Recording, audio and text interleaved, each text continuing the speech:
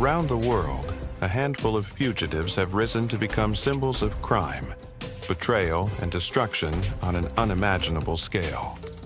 From Olympic dreams turned drug empires to billion-dollar cryptocurrency scams and ruthless gang warfare. These criminals are not just running from the law, they are reshaping it.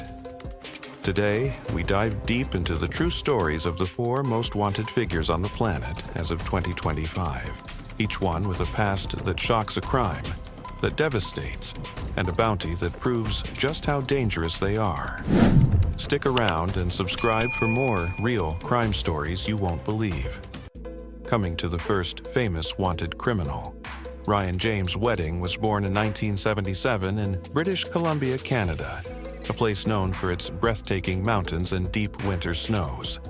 Growing up in that environment, it was almost inevitable that he would develop a passion for snowboarding. And he did with a talent so extraordinary that it carried him all the way to the Olympic stage. In the early 2000s, Ryan became a proud member of the Canadian national snowboarding team, living the dream that so many young athletes aspired to. His future seemed golden, his reputation squeaky clean, and his potential limitless. No one could have predicted that just a few years later he would become one of the world's most wanted criminals. Ryan's turn toward a life of crime didn't happen overnight. After his professional athletic career started to wane, he struggled with the transition that so many athletes face when the spotlight fades. Instead of following a typical post-sports path like coaching or endorsements, he found himself spiraling into a much darker world. It started small with whispers of connections to local drug dealers and minor financial troubles. But Ryan didn't stay small for long. Somewhere along the line, he made a decision that would change everything. He didn't just dabble in crime, he dove in headfirst. By the mid-2010s, Ryan James Wedding was no longer remembered as a snowboarder. Instead, he had rebranded himself as El Jefe, the boss, a name that carried weight on the streets and in the criminal underworld. Investigators believe he forged strong ties with the Sinaloa cartel, one of the most powerful and violent drug organizations in the world. His operations stretched from Mexico to Canada, pumping massive amounts of cocaine and fentanyl into North America. Authorities allege that he not only managed these shipments, but also orchestrated brutal violence to protect his territory, including ordering multiple murders. Ryan's crime network was sophisticated. It wasn't just street-level dealing, it was an empire built on strategic alliances, smuggling routes, and brutal enforcement. His knowledge of travel logistics from his snowboarding days reportedly gave him an edge in moving illicit goods across borders. Former teammates and friends who once knew him as a charming and ambitious athlete were left stunned, unable to reconcile the man they had known with the criminal mastermind the authorities were now describing. As his empire grew, so did the attention from law enforcement Canadian authorities working closely with U.S. agencies, and Mexican federales began tracking his movements and dismantling pieces of his operation. But Ryan always seemed to be one step ahead. Every time authorities closed in, he disappeared like smoke in the wind. There were sightings of him living lavishly in resort towns in Mexico, protected by bodyguards and shielded by layers of loyal lieutenants. Rumors even swirled that he had undergone plastic surgery to alter his appearance and evade capture. By 2025, Ryan James Wedding was officially one of the most wanted fugitives in the world. His criminal charges included leading a transnational drug trafficking organization, orchestrating murders, and smuggling massive quantities of illegal drugs. The scale of his crimes was staggering, with investigators linking him to shipments that caused untold damage across communities in North America, especially through the spread of fentanyl, a drug responsible for countless overdose deaths. It wasn't just a matter of drugs, it was human lives, lost families shattered, and cities devastated by addiction and violence. The authorities have placed a reward of up to $10 million for information leading to his capture, making him one of the highest bounty fugitives alive.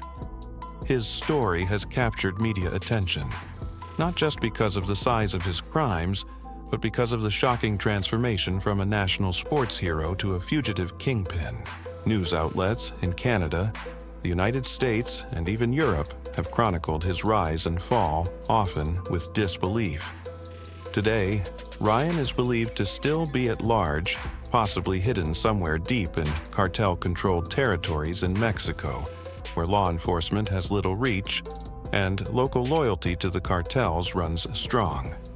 Despite massive efforts, including surveillance operations, informant networks, and international pressure, he continues to evade capture.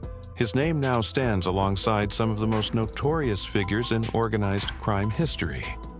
What makes his story even more chilling is how normal his beginnings were, and how quickly talent and opportunity twisted into greed, violence, and betrayal.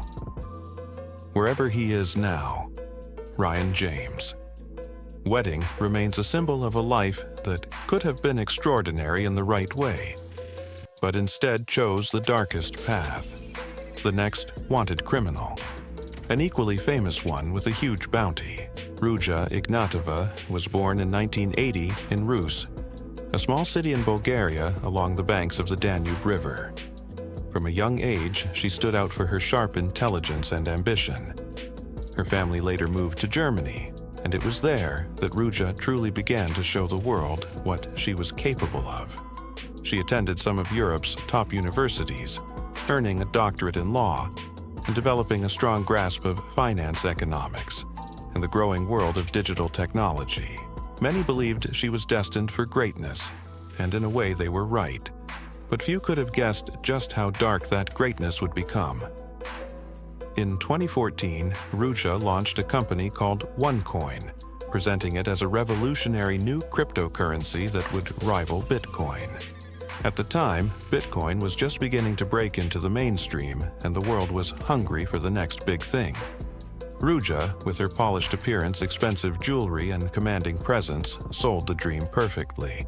She traveled around the globe hosting flashy events in major cities, where she spoke to packed auditoriums about the incredible future OneCoin would bring. She promised everyday people a chance to get rich beyond their wildest dreams, tapping into the hopes and financial fears of thousands. But behind the glitz and glamour, OneCoin was a lie. There was no real blockchain technology backing it, no decentralized network like Bitcoin. It was a massive Ponzi scheme designed to siphon money from new investors and funnel it upward to a few insiders. As word of the scam began to spread, governments around the world started investigating. By 2017, financial authorities in several countries were closing in on Ruja, but she didn't wait around to be arrested. In October of that year, just days after a U.S. warrant was issued for her arrest, she boarded a Ryanair flight from Sofia to Athens and vanished without a trace. Since then, Ruja Ignatova has been the subject of one of the most intense international manhunts in modern history. Despite countless rumors and reported sightings, no one has been able to pin down exactly where she is. Some believe she is hiding in Dubai, protected by powerful friends. Others think she is living in Cape Town, South Africa, possibly having undergone plastic surgery to alter her appearance. Some investigators even suspect she might have been murdered by those she once trusted, but without solid proof, her fate remains a mystery. What makes Ruja's story so gripping is not just the sheer size of her fraud, but how expertly she crafted her image to deceive so many. She wasn't a back alley scammer or a shadowy hacker. She was polished, respected, and carried an aura of legitimacy that fooled even seasoned investors. In total, it is believed that she and her associates defrauded victims out of more than $4.5 billion. Some estimates suggest the number could be even higher when factoring in hidden accounts and offshore transactions. Today, Ruja Ignatova is one of the FBI's most wanted fugitives, with a reward of up to $5 million offered for information leading to her capture. Her face appears on wanted posters alongside drug lords and cartel leaders. a stark reminder of how financial crimes can devastate lives just as deeply as violence. Entire families lost their life savings because they trusted in her promises. In many countries, victims still gather for support meetings trying to rebuild their lives after being swept up in her dream. Despite the passage of time, the search for Ruja has not lost momentum. International agencies continue to chase down leads, comb through financial networks, and pressure those who might be sheltering her. Her story has inspired documentaries, podcasts, and countless articles, all trying to answer one burning question: where did Ruja Ignatova go? As of now, she remains a ghost. A brilliant mind who used her gifts not to build, but to deceive, leaving behind a trail of shattered dreams and a legacy as one of the most wanted criminals of her era. Let's come to the next most wanted criminal. Yulan Adonai Archagacarias was born in 1982 in San Pedro Sula, Honduras, a city that has long struggled with poverty, corruption, and violence. Growing up in an environment where gang culture often replaced the rule of law, it was almost inevitable that Yulan would find himself drawn into the world of organized crime. But, unlike many others who got swallowed up by the chaos, Yulan climbed higher and faster than most. By his early 30s, he had become one of the most feared and influential figures in Central America's criminal underworld. At the center of his rise was MS-13, one of the most notorious and violent gangs in the Western Hemisphere. Originally formed in Los Angeles by Salvadoran immigrants, MS-13 grew into a transnational force, stretching its brutal reach across North and Central America. Yulan, known on the streets as Porky, became a key leader for the gang's operations in Honduras, controlling drug trafficking routes, overseeing assassination squads, and running extortion rackets that terrorized entire communities. He was not just a gang member. He was the boss, the one who gave the orders that others were too scared to refuse. His specialty was in trafficking cocaine, moving it north toward the United States where the street values skyrocketed. But drugs were just one part of his empire. Authorities allege that he coordinated kidnappings, ordered murders of rivals and traitors, and maintained a personal army of enforcers armed with military-grade weapons. His reach even extended into prisons where MS-13 members continued to operate under his command, using smuggled cell phones and corrupt officials to keep the operations running smoothly. Despite several arrests over the years, Yulan always seemed to find a way out. In 2020, he was arrested in Honduras, but the circumstances around his detention and later escape raised serious questions about corruption among local authorities. Some reports suggest he simply walked out of prison with the help of friendly guards. Since then, he has been a fugitive moving through the hidden corridors of Central America's criminal world, shielded by loyalty, fear, and bribes. The United States government, recognizing the damage he caused and the threat he posed, placed him on its most wanted list. His crimes officially include conspiracy to import cocaine into the United States, possession of machine guns, and destructive devices and racketeering. But unofficially, investigators believe he has blood on his hands from dozens, if not hundreds, of killings ordered in cold blood.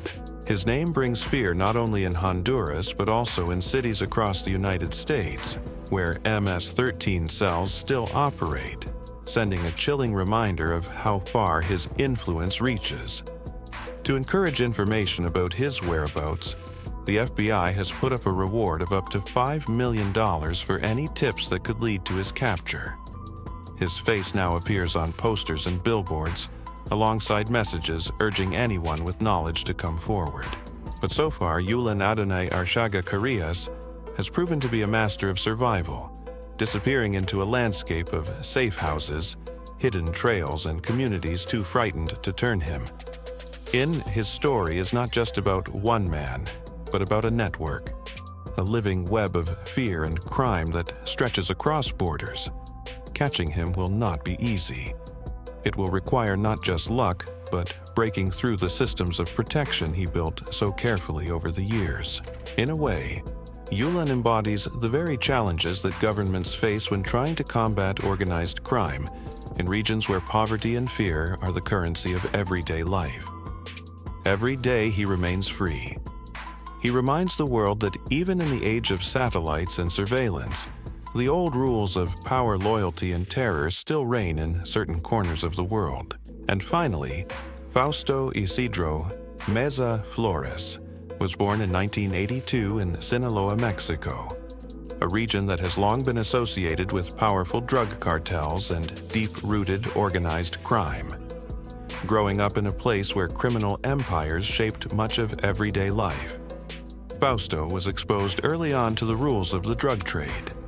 It was a world where loyalty and violence often mattered more than education or hard work. As a young man, he didn't just follow in the footsteps of those around him. He carved out a reputation of his own, rising through the ranks with a combination of ruthlessness, business savvy, and an uncanny ability to survive where others fell. Fausto first came to public attention as a lieutenant within the Beltran-Leyva cartel, one of the most notorious drug trafficking organizations in Mexico. The Beltran-Leyva brothers were at war with their former allies in the Sinaloa cartel, and Fausto played a critical role in this bloody conflict. His loyalty and effectiveness did not go unnoticed. After Arturo Beltran-Leyva, the head of the organization, was killed in a shootout with Mexican Marines in 2009, the cartel fractured. Amidst the chaos, Fausto seized his opportunity. He established his own criminal group, later known as the Meza Flores organization, cementing his status as a major player in Mexico's criminal underworld. Fausto's operations were brutal but highly organized. His organization focused primarily on trafficking cocaine, heroin, methamphetamine, and marijuana into the United States, feeding the endless demand north of the border. Authorities believe that his group controlled the key smuggling routes through Sinaloa and neighboring states, using everything from hidden tunnels to bribes and intimidation to move their product. Fausto was known for being a hands-on leader, someone who was not afraid to personally oversee major shipments or negotiate alliances with other criminal groups when necessary. Violence was an unavoidable part of his empire. Turf wars, betrayals, and challenges from rival gangs meant that Fausto's organization frequently resorted to lethal force. Murders, kidnappings, and disappearances became commonplace in areas where his men operated. Innocent civilians often got caught in the crossfire, but in Fausto's world, collateral damage was just part of the cost of doing business. Despite the growing body count for many years, he managed to stay off the radar, operating from the shadows, while more flamboyant cartel bosses drew attention. Eventually, however, his name grew too big to ignore.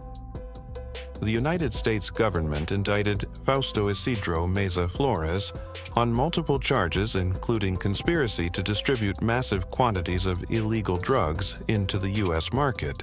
According to investigators, he played a leading role in pumping ton after ton of narcotics into American cities, contributing to the nation's ongoing drug crisis.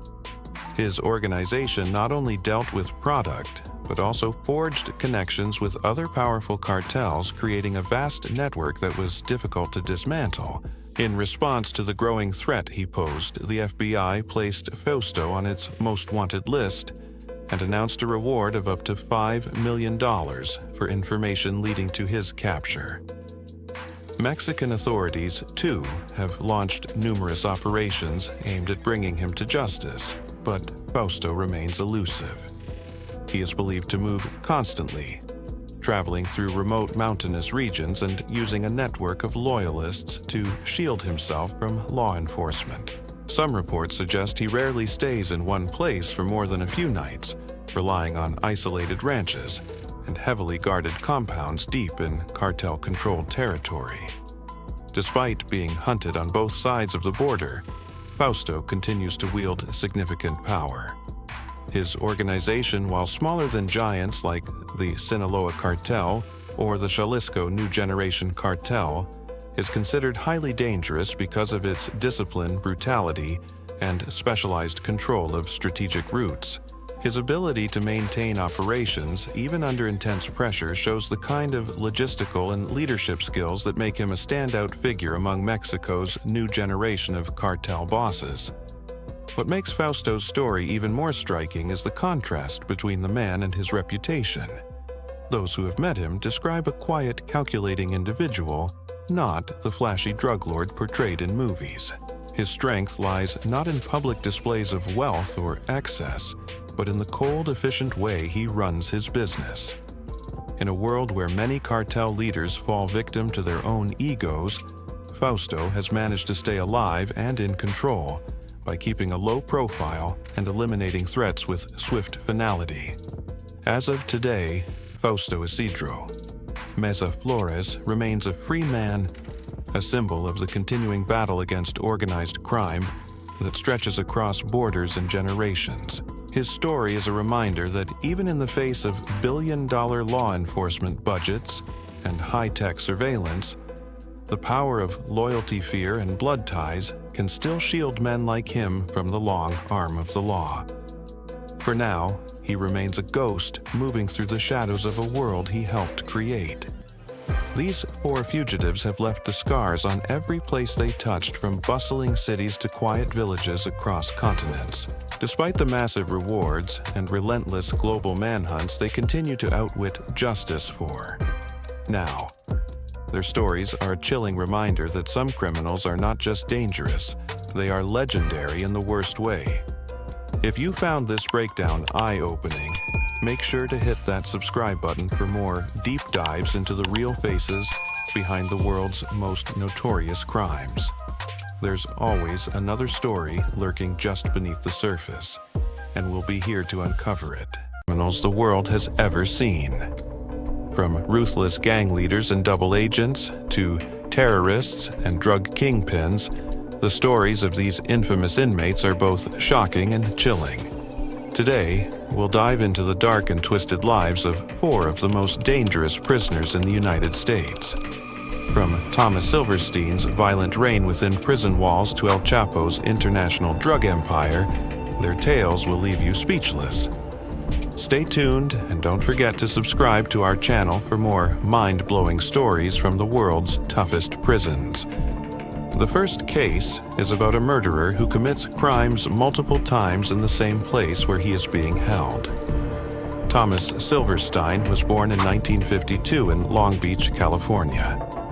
His early life was troubled, marked by a difficult childhood that set him on a dark path. Raised in a neighborhood plagued by crime and violence, Silverstein's formative years were heavily influenced by the harsh realities of his environment. His parents divorced when he was young, and his relationship with his mother was strained. With a lack of proper guidance and positive role models, he found himself drifting towards a life of crime at an early age. As a teenager, Silverstein began his journey into criminality by committing petty crimes, but his actions quickly escalated. By the time he reached adulthood, he had already been in and out of various juvenile detention facilities. His inability to adjust to a normal life and the constant cycle of incarceration only pushed him deeper into the criminal underworld. It wasn't long before he found himself involved in more serious offenses that would eventually lead him to federal prison. Silverstein's criminal record began to solidify when he was convicted of armed robbery in 1975. Sentenced to 15 years in prison, he was sent to a high-security facility where he quickly became entangled in the violent world of prison gangs. It was during this time that he joined the Aryan Brotherhood, a notorious white supremacist gang that wielded considerable power behind bars. His association with the group would shape the rest of his life and turn him into one of the most dangerous inmates the American prison system had ever seen. The reputation Silverstein built within the Aryan Brotherhood earned him both fear and respect among inmates and guards alike. He was known for his ruthlessness, his willingness to do whatever it took to maintain power, and his complete lack of remorse for his actions. His involvement in the gang's activities led to several brutal assaults and murders within the prison system, acts that would forever tarnish his name and define his legacy as a criminal. In 1980, while incarcerated at the United States Penitentiary in Leavenworth, Kansas, Silverstein was convicted of murdering an inmate named Danny Atwell, who had refused to serve as a mule for the Aryan Brotherhood's drug operations. Although this conviction was later overturned, Silverstein's violent streak was far from over. Transferred to the United States Penitentiary in Marion, Illinois, he continued his reign of terror. In 1981, he killed an inmate named Robert Chappelle, who was associated with a rival gang known as the DC Blacks. This murder was just the beginning of what would become a bloody and horrifying chapter in Silverstein's life.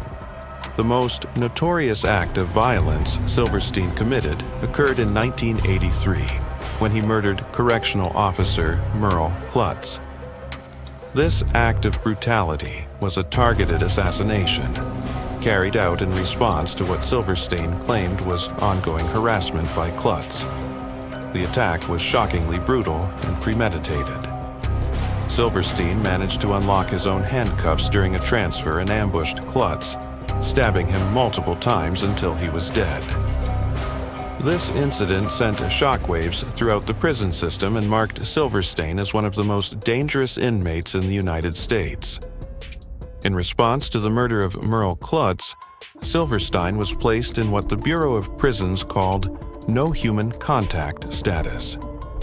This meant he was kept in solitary confinement for 24 hours a day, 7 days a week, with almost no interaction with other human beings. His cell was a small, windowless room designed to isolate him completely. Meals were delivered through a slot in the door, and his exercise was limited to a small, enclosed area where he was always alone. The conditions of his confinement were some of the harshest ever imposed on a federal prisoner. Silverstein spent decades living in this extreme isolation, earning him the dubious title of America's most isolated prisoner. Critics of his treatment argued that the conditions amounted to psychological torture, while prison officials maintained that it was a necessary measure to ensure the safety of both staff and inmates. Despite multiple attempts to challenge his confinement through legal means, Silverstein remained isolated for the rest of his life. Throughout his years of isolation, Silverstein continued to maintain his allegiance to the Aryan Brotherhood, though his influence was limited by his strict confinement.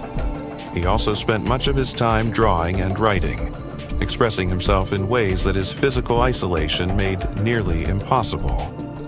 Some viewed his artistic pursuits as a sign of remorse or a desire for redemption, while others saw it as nothing more than a coping mechanism.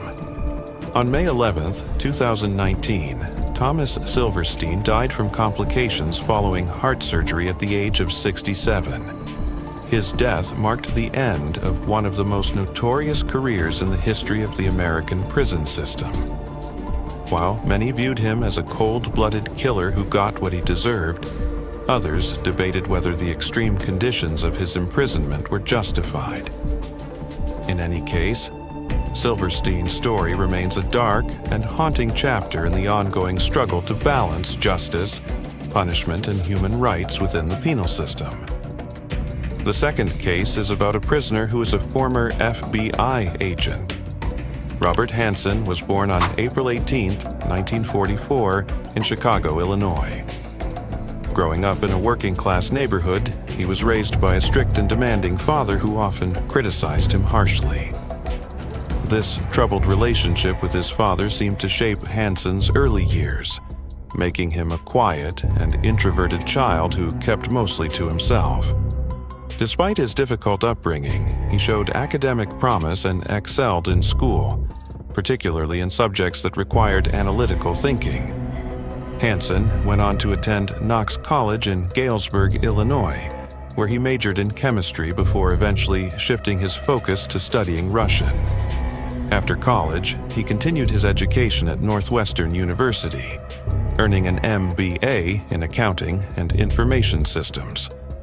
This combination of technical knowledge and language skills would later play a significant role in his eventual recruitment by the Federal Bureau of Investigation. Hansen joined the FBI in 1976, starting off as a special agent and quickly making a name for himself due to his keen intelligence and skill in counterintelligence. His responsibilities primarily involved monitoring Soviet spies and identifying potential threats to national security. As he climbed the ranks of the FBI, Hansen appeared to be a dedicated patriot, deeply committed to protecting the United States from foreign threats. However, beneath his outward dedication, a much darker reality was unfolding. In 1979, Hansen made the fateful decision to become a spy for the Soviet Union. The reasons for his betrayal remain somewhat unclear, but financial motivations certainly played a part. With a growing family to support and a lifestyle that stretched beyond his modest government salary, the lure of easy money proved irresistible. However, some who have studied his case suggest that ego and a desire for power and recognition may have been equally powerful motivators. Hansen's method of espionage was both cunning and effective. Instead of making reckless, high-profile moves, he carefully cultivated his relationship with Soviet intelligence officers, often communicating through dead drops and encrypted messages. His meticulous approach allowed him to avoid detection for over 2 decades, making him one of the most damaging spies in American history. The information Hansen provided to the Soviet Union and later Russia was nothing short of catastrophic for U.S. intelligence operations. His leaks included the identities of double agents working for the United States, many of whom were arrested and executed as a result of his betrayal. He also revealed numerous top-secret operations and surveillance techniques, compromising national security on a staggering scale. It is estimated that his espionage activities cost the United States billions of dollars and severely damaged intelligence gathering capabilities. For years, the FBI remained unaware of the mole operating within its ranks. Hansen's conservative lifestyle, religious devotion, and quiet demeanor allowed him to deflect suspicion. He continued to work as a counterintelligence expert, ironically helping to hunt down spies while secretly being one himself. His ability to live a double life without raising eyebrows was a testament to his skill and determination. The game finally ended in 2001, when the FBI, with the help of a paid informant, was able to gather enough evidence to arrest Hansen. By this time, he had been spying for more than 20 years. On February 18, 2001, he was apprehended at Foxstone Park near his home in Virginia while making a dead drop for his Russian handlers. The arrest sent shockwaves throughout the intelligence community and prompted a massive internal investigation to determine how someone so trusted could have betrayed his country for so long. Hansen eventually pleaded guilty to 15 counts of espionage and conspiracy in exchange for a life sentence, rather than the death penalty. He was sentenced to life in prison without the possibility of parole and sent to the federal supermax prison, ADX Florence in Colorado. This facility, often referred to as the Alcatraz of the Rockies, is designed to house the most dangerous and high-profile inmates in the country. His isolation there was severe, with most of his days spent alone in a small cell with limited interaction with the outside world. The damage Hansen caused to U.S. intelligence was unprecedented. His betrayal was not just a criminal act, but a profound violation of trust that shook the FBI to its core. Measures were taken to prevent similar breaches in the future, but the scars left by his actions would not be easily healed. Hansen's case has been the subject of numerous books, documentaries, and even films, all attempting to understand how a man so deeply embedded within the nation's security apparatus could have become one of its greatest threats. Robert Hansen remained incarcerated at ADX Florence until his death on June 5, 2023. His story serves as a grim reminder of how vulnerability, greed, and ego can turn even the most trusted individuals into the most dangerous traitors. The legacy of his betrayal continues to haunt the intelligence community and serves as a cautionary tale about the devastating consequences of espionage. The next case is about an extremely dangerous bomber. Dzhokhar Tsarnaev was born on July 22, 1993, in Tokmak, Kyrgyzstan. He spent his early years living with his family in a region torn apart by conflict and instability. The Tsarnaev family, of Chechen descent, faced numerous challenges as ethnic minorities in a turbulent environment. Seeking a better life and greater opportunities, they moved to the United States in 2002, eventually settling in Cambridge, Massachusetts. Growing up in America, Dzhokhar appeared to adapt well to his new surroundings. He attended Cambridge Ringe and Latin School, where he was known as a friendly, quiet, and academically gifted student. His classmates described him as laid back, someone who could fit into almost any social group. He earned a scholarship to attend the University of Massachusetts Dartmouth, where he enrolled as a marine biology major. On the surface, his life seemed to be following a positive path, but beneath that calm exterior, something far more sinister was brewing. Dzhokhar's older brother, Tamerlan Tsarnaev, had a significant influence on him. Unlike Dzhokhar, Tamerlan struggled to find his place in American society. He experienced difficulties in adapting to the culture and faced a series of personal and professional setbacks. As time went on, Tamerlan became increasingly radicalized, absorbing extremist beliefs and growing more hostile toward the United States. His influence on Dzhokhar would prove to be devastating. On April 15, 2013, Dzhokhar and Tamerlan carried out one of the most horrific terrorist attacks in recent American history. During the Boston Marathon, the brothers placed 2 homemade pressure cooker bombs near the finish line. When the devices detonated, they unleashed chaos and terror, killing 3 people and injuring more than 260 others. Many of the victims suffered life-altering injuries, with some losing limbs and enduring years of painful rehabilitation. The city of Boston was left shaken and traumatized. Its people searching for answers as law enforcement agencies scrambled to track down those responsible. The manhunt that followed the bombing was one of the largest in American history. Authorities quickly identified the Tsarnaev brothers through surveillance footage and began an intense search to capture them. During their attempt to escape, the brothers committed additional crimes, including the murder of a Massachusetts Institute of Technology police officer named Sean Collier. They also engaged in a violent shootout with police in the streets of Watertown, Massachusetts. Tamerlan was killed during the confrontation, while Dzhokhar managed to escape, wounded but still alive. The search for Dzhokhar ended on April 19, 2013, when he was found hiding in a boat parked in the backyard of a Watertown resident. Severely injured and barely conscious, he was taken into custody and transported to a hospital for medical treatment. His arrest marked the end of a nightmare for the people of Boston, but it was only the beginning of a lengthy legal process that would eventually see him held accountable for his actions. Dzhokhar was charged with 30 counts related to the bombing and the subsequent manhunt. During his trial, prosecutors painted a chilling picture of a young man who had willingly participated in a horrific act of terrorism. Despite the defense's efforts to portray him as a troubled young man manipulated by his older brother, the evidence against him was overwhelming.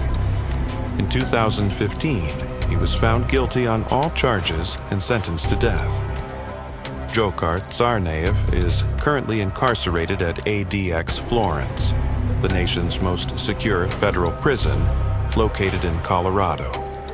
His life now consists of solitary confinement in a tiny cell for most of each day, with extremely limited interaction with the outside world. While his legal team has continued to file appeals on his behalf, the general public sentiment toward him remains overwhelmingly negative. The Boston Marathon bombing left deep scars on the victims and their families, as well as on the city of Boston itself. For many, the name Dzhokhar Tsarnaev is synonymous with unimaginable pain and loss. The trial and conviction may have brought some degree of closure, but the emotional wounds inflicted by that tragic day will likely never fully heal. Coming to the final case, an extremely famous prisoner in the United States, Joaquin Guzman Loera, better known as El Chapo, was born on April 4, 1957, in the rural town of La Tuna, located in the Sinaloa state of Mexico. Growing up in extreme poverty, Guzman experienced a harsh childhood marked by abuse and neglect. His father was reportedly an abusive man who worked as a cattle rancher and was also involved in the illegal drug trade. With few opportunities available to him, Guzman began cultivating marijuana and opium poppy as a teenager, learning the fundamentals of the drug business from an early age. As Guzman grew older, his ambitions led him deeper into the world of drug trafficking. By the 1980s, he had established himself as a key figure within the Sinaloa cartel, one of Mexico's most powerful criminal organizations. His reputation for violence, cunning, and strategic planning helped him rise through the ranks, eventually becoming the cartel's most notorious leader. Guzman built an empire based on trafficking enormous quantities of cocaine, heroin, methamphetamine, and marijuana into the United States and other countries.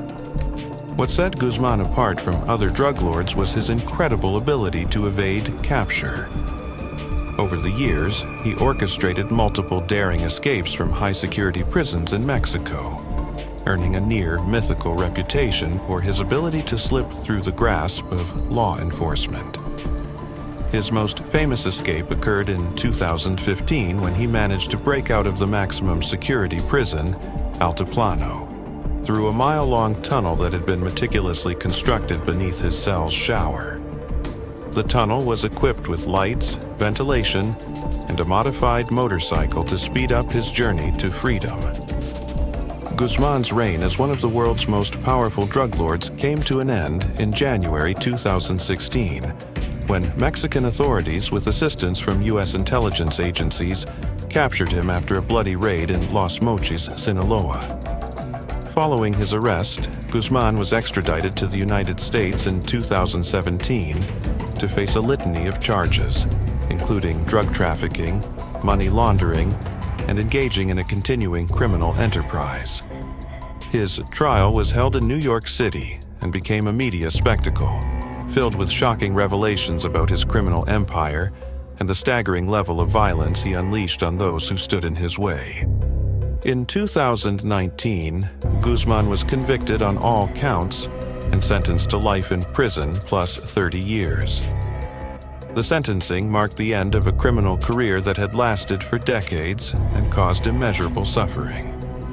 Guzman was sent to ADX Florence, the United States' most secure federal prison, where he remains under constant surveillance in conditions designed to ensure he never escapes again.